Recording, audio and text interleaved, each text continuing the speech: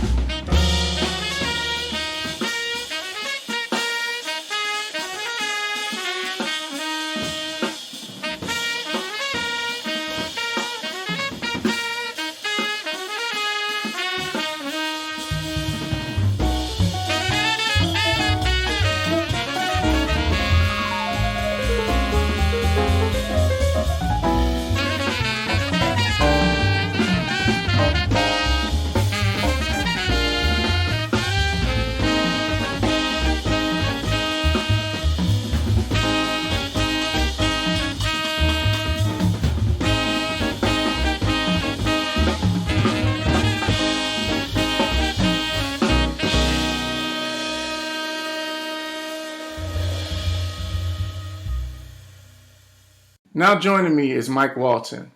He's a musician and jazz artist who I connected with through my guest on a previous jazz episode, Larry Wilson. You just heard Merging Lanes, and he joins me to talk about it. Mike, welcome to the Any Key Radio Show. How are you? Hey, how you doing? I'm doing fine. Great. So my guy Larry had posted and gave you a plug for your project, so I just had to reach out and see if I could get you on. Yeah. I've been playing with Larry for like the past year. He's definitely became my new favorite drummer in Atlanta. So I definitely love Larry. Larry's a great musician, great person. So yeah, I definitely told him appreciate for giving me the connect. For sure. So let's get into it. Let's talk about you. So here's a question I like to ask my guests. I'm going to frame it to you this way. Talk to me about that moment or your most vivid memory of when you first fell in love with music.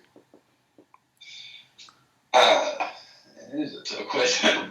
I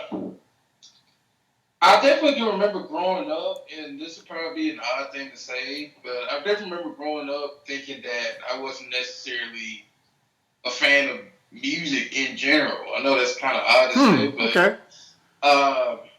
Because when I was growing up, my friends, anybody my age, they were listening to what was on the radio at the time, the top 40s, R&B, hip hop, rap, and all of that.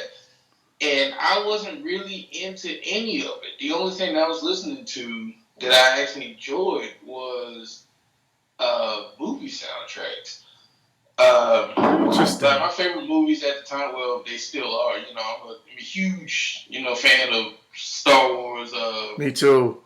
Yeah, the music of John Williams is John Williams has always been my favorite, one of my favorite composers of film music. And that's what I was listening to. And so I just kind of always felt, out of place because nobody else was, seemed to be into that. So everybody was singing, TLC, and I was listening to, the theme from Jurassic Park or something. Right. But I guess in the background, my dad was always playing, funk music, Tower Power, James Brown, Gotcha. Andrew. And I said I didn't like it at the time. And I was like, this old people music. But I guess it was just planting seeds. Sure, that's exactly what it was. Because as I got older, especially once I got into high school, I would revisit some of it and I would instantly love it. And I was like, this is stuff that when I heard as a kid, I didn't like it. So... and it's the same thing. My mother, she listened to R&B, Luther Vandross, Temptations, and all that. Which stuff as I get older, I find that I appreciate it more and more. But as time went on, of course, I started getting maybe I do actually kind of like music, a little bit. And it wasn't until 6th grade that that's when the students in the schools around here just started joining band. And I was like, oh, okay, joining band. I just kind of went along with it because my, parents brought it up. And I ended up choosing saxophone. And I was like, okay, saxophone, this might be kind of fun. And I started to like it the more I played. And I was like, okay, I feel like, I kind of belong with a group and things like that. So all those social interactions, with just being able to identify with a group. I got you. But as far as music is concerned, especially jazz, jazz again was something that I didn't really pay that much attention to. Like I heard big band music, especially once I got to high school, and I liked it. Okay. But it wasn't until my junior year in high school we had an assistant teacher. His name was Kenyon Carter, and he gave me a copy of Charlie Parker live at Massey Hall, 1955. Yes, sir. Yeah, it was Bird, Dizzy Gillespie, that. And I heard it, and I was like, wait, saxophone can really do this. It's like, it was just, Charlie Parker was just doing stuff on the saxophone that I never heard. And at the time, the only saxophone player I really knew about was Kenny G. Right, because you were young, so that was before your time. Right. That's all I heard. Of course, my mom likes Kenny G also, so that's all I heard. So when I heard Charlie Parker, it was just like, whoa, what is this? What's going on? And I fell in love with that. So that summer, I decided to take lessons with Kenyon. And, after that, he gave me a copy of Kind of Blue, which, of course, Kind of Blue is, The classic. What has not been said about Kind of Yeah, Blue. that's what hooked everybody. That's what me and Larry would talk about when he was on. That's what that's the one that got most people into jazz. Right. And, of course, for me as a saxophone player, that also gave me a chance to hear Cannonball Adderley and John Coltrane. And again, it was just an album I just listened to like over and over and over again, and I was like, man, this is incredible music. However, it wasn't until Kane gave me a copy of the third album, the third last album he would copy for me, and this was John Coltrane's Blue Train. Okay. And that album, I'd already heard Coltrane, and that's like, and I love his playing, I love the sound, I thought he was a great player, but something about that album, the way he played, just had a ferocity about it that and I literally remember saying, it's like, yeah, I have to do this for the rest of my life. To some capacity, even if it's not my main gig, even if I got a quote unquote day job or something like that, I have to learn how to play this way. And it was something that was just so unexplainable, and I spent years trying to study, up on trains, like, what was it about that album that just kind of hit me? And it's still kind of hard to explain, but, that's definitively when I was like, okay, I need to get serious about this. I want to do this. Gotcha. So what made you transition to go from studying other jazz artists and things like that to transition to creating your own music? I always wanted to make my own music. I mean, literally, like, as far as composing, that literally comes from, I guess, childhood, listening to the movie soundtracks, the film soundtracks. And Gotcha. sometimes I would hear as little as just a 3-second quote and think, man, those 3 seconds were the most gorgeous 3 seconds I ever heard. Wishing it just catches your ear. Like yeah. And of course, that as I got into jazz and other styles of music too, it's the same thing. It's just like, it's like, man, I wish I could do or write things like these guys are writing. But I didn't really attempt to try to write my own or try to create my own music until high school. And it first started, I tried to write maybe like a somewhat quasi-classical thing. And I just never finished it because I just, I didn't know where to take it. The first piece I ever did complete, though, was something for big band. Okay. And it was a stand tune that we played in the stands during football games. And I kind of took that melody and just sort of wrote like an entire big band arrangement around it. Cool. And we played it, and like I said, it actually ended up working. It was just like, that was my first taste of like, oh, this is what it's like to have somebody play music that you wrote. And from there on, going throughout my undergrad about us stuff, I would at least once or twice a year, I would try to, write a tune for the combo or one for the big band, something like that, just getting more practice. And that's usually that's basically how I operated for many years, just trying to write these tunes as sort of experiments, see, oh, okay, what can I, what works, what doesn't work, what can I get away with. Going into this project, however, it really just was the fact that, okay, I have these compositions, and I had already played them live at gigs, and somebody kind of planted an idea. It's like, well, you got these tunes now, man, you should do an album. And I thought about it, and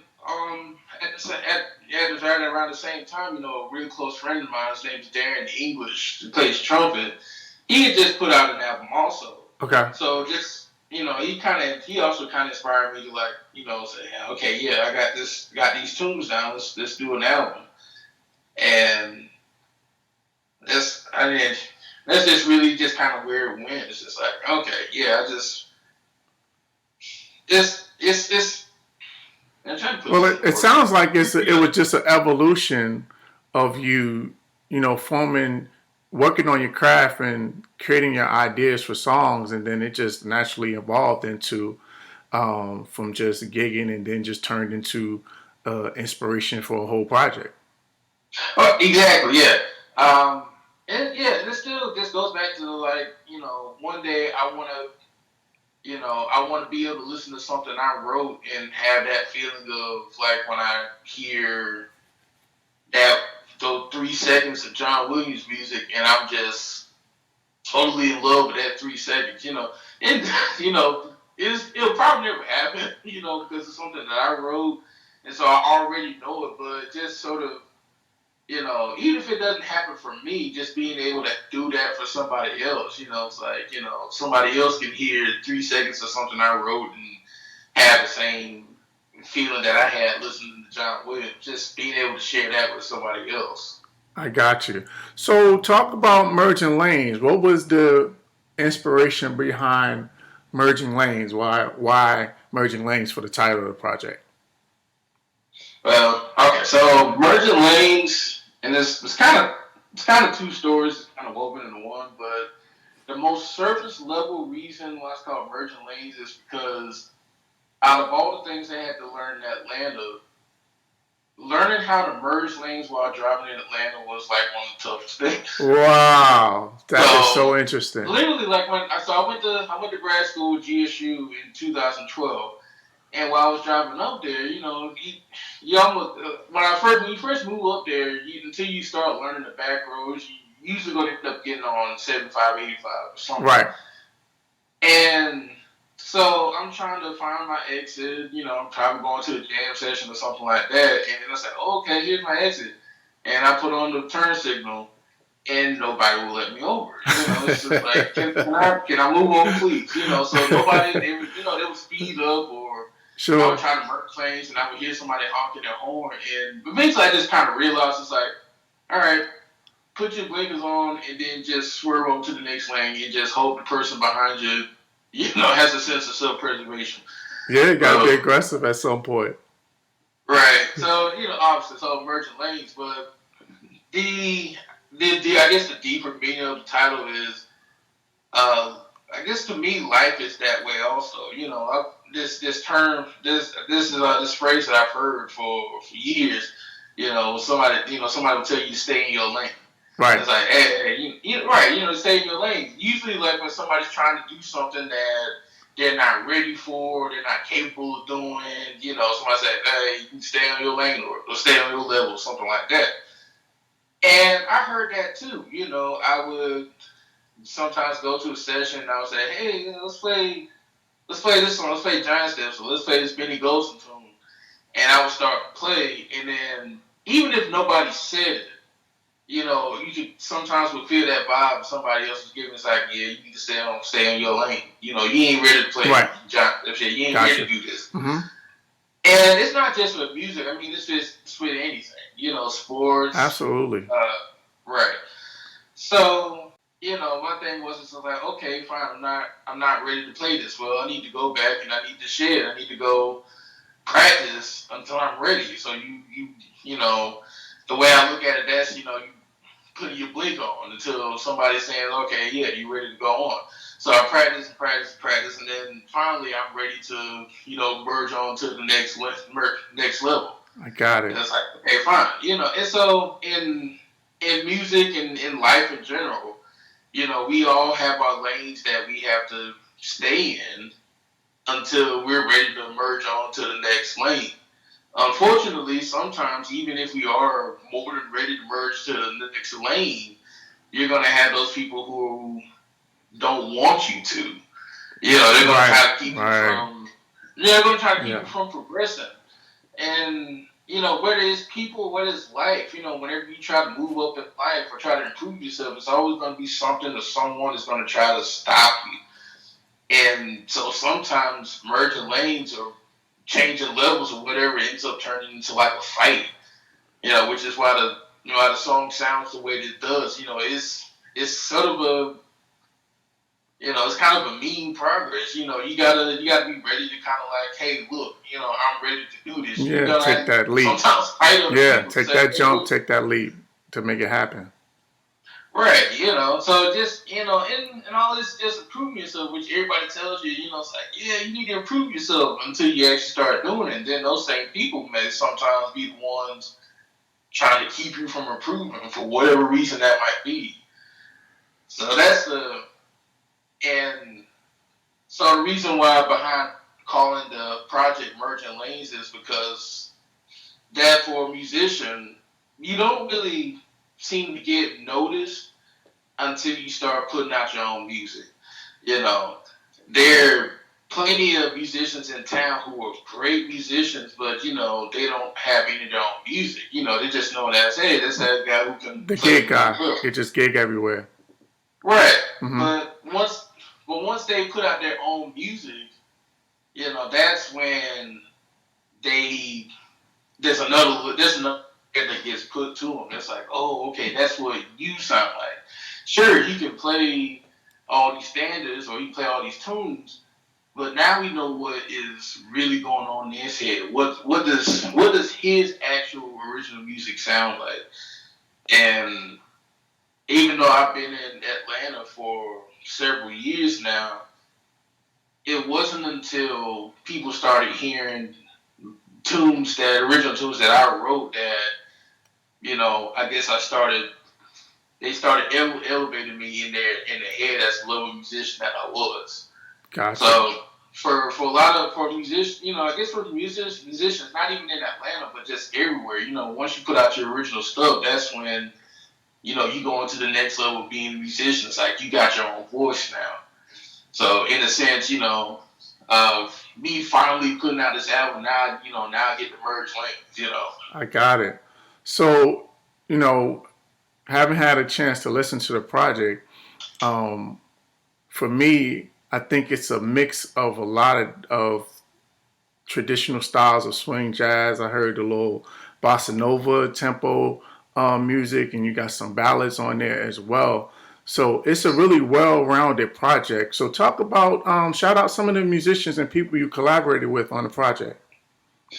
Yeah, and this is probably what I'm most satisfied with is the fact that I was able to get these guys on this project. I really lucked out and got some of the best musicians I think in the world. Absolutely. Yes, you did. Uh, so I guess first one that comes to mind is Melvin Jones, trumpet player. And I actually first heard about him, when he released his album. This was over 10 years ago, I think. Okay. Melvin Jones is just an incredible musician, incredible trumpet player. Um, and even since I first met him, every time I have questions, he's always been one, to give me advice and say, hey, yeah, you probably want to do this, don't do that, definitely want to talk to this person, you need to try to practice this, and all that stuff. And he, when I was writing Merchant Lanes, I had a couple of trumpet players in mind. One was Russell Gunn, and the other was Melvin Jones, just somebody that has that forceful nature behind the playing. Like, you can still get the ideas, but it's like this grit, this dirtiness behind it. Okay. So, and after that, there's Tyrone Jackson. Tyrone Jackson is on keyboards, and the same thing can be said about Tyrone Jackson. Man. He was given just Incredible advice. Just added so much to these tunes. And on top of that too, when I first brought the tunes to him, there was nothing to really explain. I just showed the tunes like, hey, I want to do this, and immediately got it. I'm probably gonna be saying the same thing about just about all these musicians. So yeah, there's Melvin, there's Tyrone, there's on guitar. I actually had two guitar players. One was Rick Lawley. He's on track number 3. Okay. And Rick has the most perfect balance between jazz and blues that I've ever heard. Literally his playing just sounds like a country road during the sunset during the summer. Is the Yeah, most gorgeous yeah, playing I've ever seen, the yeah, most gorgeous man. playing I ever heard. And so when I wrote that Smooth. song, the style that it sends, and I kind of wanted to have that kind of blues, kind of country road type of style. And the entire time I wrote, it's like, yeah, there's nobody else I want playing guitar on this other than Rick Lawler. In fact, I actually scheduled one of those days around Rick. I was like, yeah, you have to play on this. If you can't play on this, then I'm not recording because it has to be you. And of course, once Rick played on it, it was just like, yeah, it was absolutely perfect. The Definitely. other guitar player his name is Rod Harris Jr. And Rod is another one too. He's got his own style. He's more, definitely got that R&B, neo soul type of sound. Okay. But again, I love his playing. Just straightforward, guitar playing. You can't get much better than that. Bass player is a guy named Craig Shaw. Craig Shaw is just when it comes to bass playing, again, like Rod, you can't really get any better than Craig Shaw. I mean, you can stick any music in front of Craig and he will read it down perfectly. And on top of that, Craig is one of the nicest guys that you can possibly meet. He's a bit of a character, but that's what makes him better. On drums, he was 17 at the time of recording it. He was 17 Okay. or 18. Awesome. But it's a kid named Morgan Guerin, and Morgan. He plays beyond his years because you would think that was a seasoned jazz player. Oh well, yeah. In fact, that's his primary instrument. He has been playing drums since 3. But when I first met him when he was 14, and he was playing saxophone. And I thought, oh yeah, this kid can play. It's pretty good. So I was just playing with him. We were training back and forth over April. So, and the more we kept training, the more he kept just pulling out these ideas and licks and lines. I was like, wait a minute, where's this kid getting this from? And it just, like I said, the kid was 14. Wow. And by the time we got done playing, I was just like, this kid is special. It's one thing. It's one thing to hear a kid be able to have that technical ability. I've met kids. You hear a kid at 14, he sounds just like Charlie Parker, and when he's taking a solo, I can tell. Okay, yeah, he's doing this, he's doing that, which doesn't take away from the fact that a 14-year-old can do that. Because I really could 14, but Morgan was playing things that were just beyond that. I could listen and have no idea where he's pulling it from. And so, and it's not just saxophone too, it's keyboard, bass, in fact he has 2 albums out on his own. Okay. And yeah, his first album, I think he's 60% of the album. So incredible. One man band. And just what makes him more credible, like the last time I saw him was a few months ago, he's actually now playing bass for Esperanza Spalding. Wow. Like, let that sink in. Yeah, just a prodigy. You playing bass for a bass player. That's like me playing saxophone for Chris Potter. Right. But he's, on top of him being just such an incredible musician, he's also just an incredible person. Like, he's extremely down to earth and humble. That's great. In fact, I tried to get all the recording with him done before he left for the new school when this was being recorded, and I was talking to him. It's like, yeah, I definitely want to get you in, before you got to go to New York. And even then, he was like, well, if I got to come back down from New York to record, that's no problem, And I was telling him, like, yeah, I'm not really gonna be able to pay you that much to fly all the way down to New York. And he was just like, nah, I'll do it for free. Wow, that's incredible. Right, just that type, Yeah. Of humility, and I'm so glad that I was able to get him on the record, because again, he was somebody I just showed the music, and I told him what I was looking for, and it's like he could read my mind, everything that he did was just absolutely perfect. Like, I never had anything to say to him. It was just like what he came up with was exactly what was needed. And The last musician on there was a piano player named Julian Reed who filled in for Tyrone one night when he couldn't come in. Okay. And this was actually only my second time meeting Julian Reed. And I wasn't too sure about his piano playing. I was like, I don't know how it's going to sound, but he came in, sat down, and I gave the music to him. And he played. It was great, and I love his playing also. So I was like, yeah. So it's kind of a release for me. But yeah, those are all the musicians that are on that record, and as you clearly heard, like they made all of that music, just come to life. Oh, for sure. For sure. It's a high quality. You have some high caliber musicianship on this project. So salute to all the guys, all the players on this project, because this is really high quality jazz. So kudos to all of y'all. So as we wrap up, tell my listeners where they can get the project and how they can connect to you and contact you if they want to get you to their cities to hear you. This is the part of the record that I was not familiar with promoting, but it's on iTunes or whatever variation they're doing now. You can easily find it. Just type in my name, Mike Walton, or type in Merchant Lanes, and it'll pop up. If they want a physical copy, they can find me on Facebook. It's Mike Walton in India, Atlanta area, and they can send me a message or something like that, and then I can send them one. Also, too, I usually post when I'm doing the gig, doing like small group things. In fact, on the 29th, June 29th, I'll be at a place called Brew and Bird out in Decatur, if anybody's in Atlanta during that time. And I'm doing a record release celebration / concert.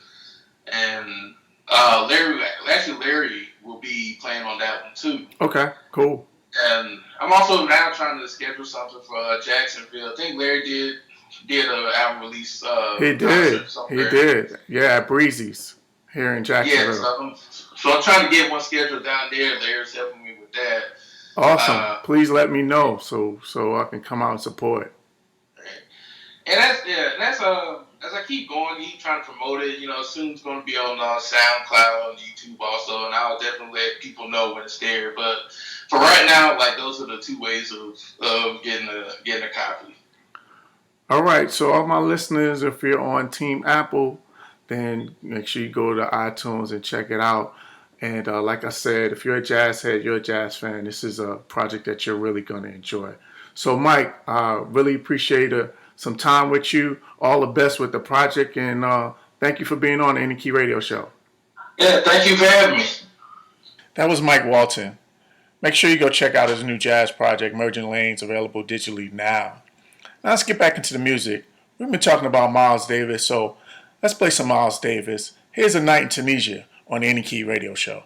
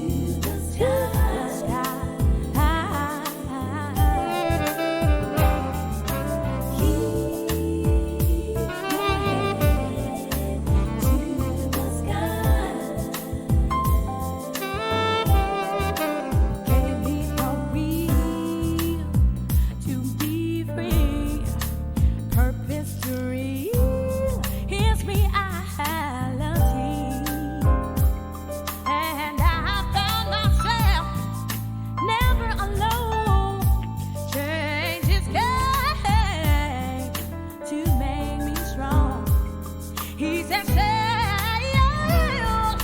be all you can, 'cause you need faith in your life to understand. So I'm saying, for you to hear, keep your head in faith and not fear.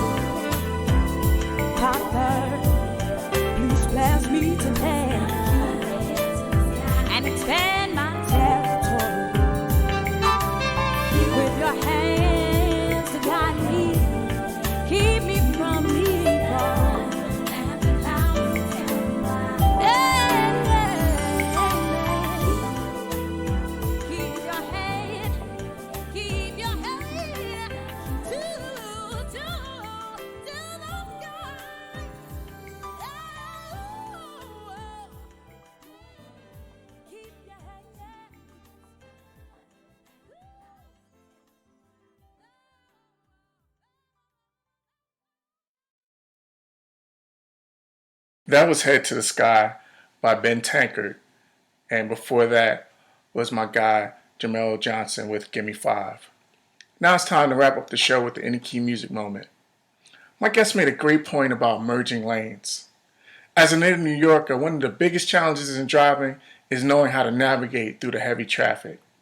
You have to be able to change lanes quickly to make your way around the city. If you're afraid or passive, two things are going to happen. You either get passed by or you will get stuck, unable to move. That's how life is as well. There are certain times and certain moments you have to be aggressive and make your move so that you don't miss moments or life opportunities. You have to keep moving and making it happen to get in that lane that leads you to the place in life that you're trying to get to. That's it for this episode of the Any Key Radio Show. I want to thank my guest Mike Walton for joining me. If you have any questions, comments, would like to be a part of the show, or if you want your music to be featured on the show, send an email to kanmmusicpub@gmail.com. Again, that's kanmmusicpub@gmail.com. Like, subscribe, and rate on whatever outlet you listen to let me know what you think of the show and so you can get alerts when new episodes are available. You can connect to me on social media at Coach_ANYKENY on Twitter and Instagram, and on my Facebook music page, Any Key Music, spelled capital ANY, capital KE, lowercase b, lowercase n, and capital Y. So until next time, remember, be positive on purpose.